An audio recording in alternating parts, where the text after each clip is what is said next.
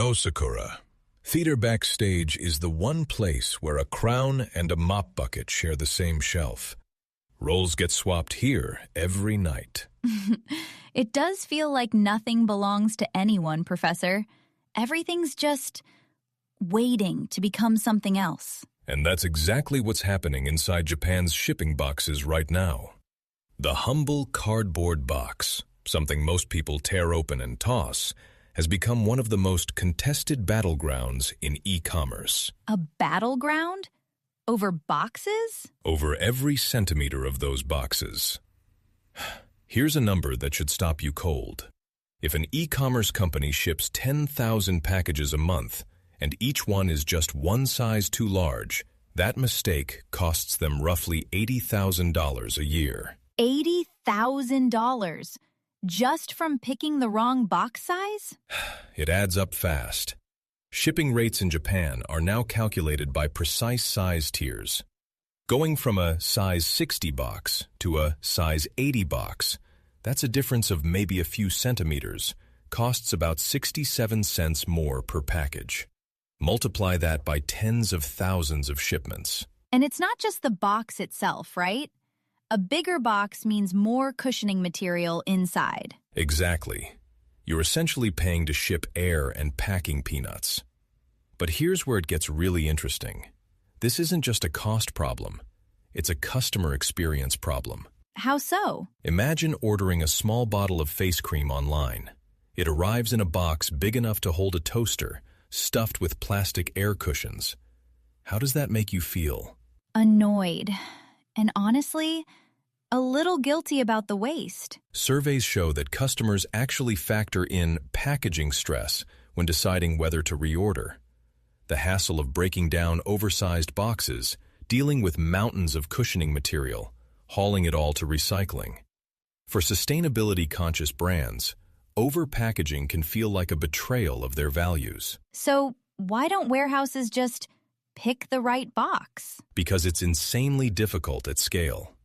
Many warehouses have tried, creating manuals that say, Product A goes in box number 3, training veteran staff who can eyeball the perfect fit in seconds.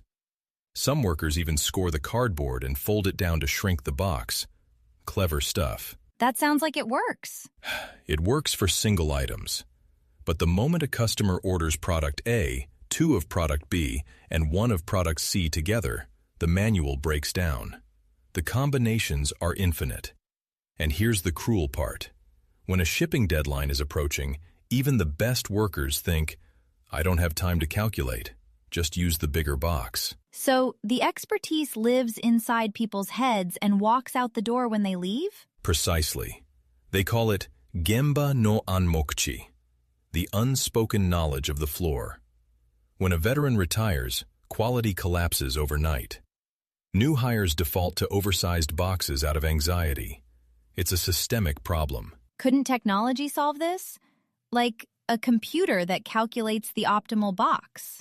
Many have tried. But most software relies on simple volume calculations. Stack up the cubic centimeters and pick a box. The problem? It can't account for oddly shaped items, fragile goods, or the fact that a skilled worker knows, if I tilt this product 30 degrees, it fits in a smaller box. Workers start ignoring the system. Some companies invested millions in automated packing machines. We're talking $60,000 to over $660,000, only to find they couldn't handle the variety. So what's the breakthrough? A company called Romus built an AI packing assistant that does something radically different. Instead of imposing theoretical calculations, it learns from the workers themselves. When a staff member says, actually, these 2 products fit in a size 60 box if you place them this way, the AI records that. Over time, it builds a digital twin of that warehouse's collective wisdom. So the AI gets smarter from the people, not the other way around? And it shows the optimal packing arrangement as a 3D visual guide. A temp worker on their first day can pack like a 10-year veteran. The system recommends the smallest possible box, cutting both shipping costs and material waste simultaneously. Okay, so big warehouses have tech solutions. But what about small e-commerce shops? A person selling handmade candles from their apartment can't afford AI. Great question. A 64-year-old logistics company called Maruni Logicom launched a service called Logi. Basically, leave it all to us logistics. For about $333 a month, small e-commerce sellers can outsource their entire packing and shipping operation. $333? That's less than hiring a part-time worker. That's exactly the pitch. For the cost of one employee, get a professional logistics team. And here's the twist. This company runs a gift wrapping brand that operates inside a famous Tokyo department store. Their packing quality is literally department store grade. So, a tiny candle shop could have their products wrapped like they came from a luxury boutique? Precisely. And the founder insists that every client, no matter how far away, visit the warehouse at least once, so both sides see each other's faces. In an age of automation, he bets on human warmth. That's beautiful. But, Professor, everything we've discussed so far still assumes we're throwing the packaging away afterward, right? And that's where the story takes its most dramatic turn.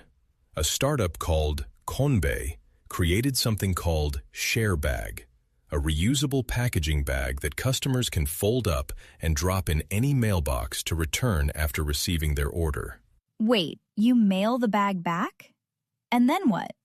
Comvey cleans and repairs it, then sends it back to the e-commerce shop for the next customer. One bag can be reused 50 to 100 times. Compared to cardboard, it cuts CO2 emissions by over 85% across 10 deliveries. And when a bag finally wears out, 95% of the material gets recycled into new share bags. That's a true circular system. Who's using it? A growing list. Ofen, a sustainable shoe brand, was an early adopter. The heritage aromatherapy brand, Tree of Life, rolled it out on their online store. An organic rice shop called Natural Farming joined too. The Tokyo Metropolitan Government even selected Comvey for its Smart City implementation project. And customers actually return the bags? They get coupons for returning them. But the real driver is what Comvey calls packaging stress. Consumers are fed up with excessive cardboard, the hassle of breaking it down, the guilt. ShareBag eliminates all of that. You just fold it and drop it in a mailbox. Done. I'd use that in a heartbeat. But, Professor, we've been talking about environmental concerns.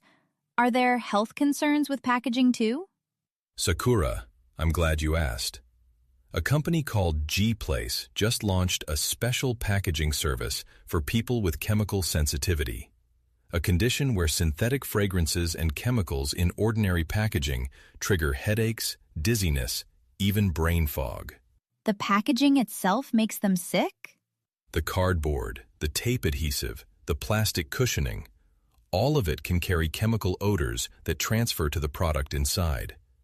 G-Place now individually wraps each item in low-odor polyethylene bags, seals them airtight, uses only paper cushioning, and tapes the box with odor-neutral polypropylene tape.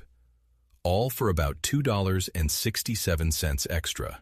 That's incredibly thoughtful. Packaging as healthcare almost. Packaging as inclusive design. And that might be the biggest shift of all.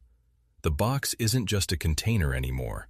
It's a statement about who you are as a brand, your cost discipline, your environmental values, your respect for every customer's needs. So, the cardboard box is like these theater costumes. It transforms depending on who's wearing it and what story you're telling. And just like in theater, the audience remembers how the performance made them feel. The best brands know that the unboxing is the first act. I'll never look at a delivery box the same way again, Professor. Then my work here is done. Though, I think this role suits me today. Professor in a jester hat. That's definitely a role reversal. You've been listening to Narrative Japan. Until next time, Stay curious and keep listening for the whispers beneath Japan's economy.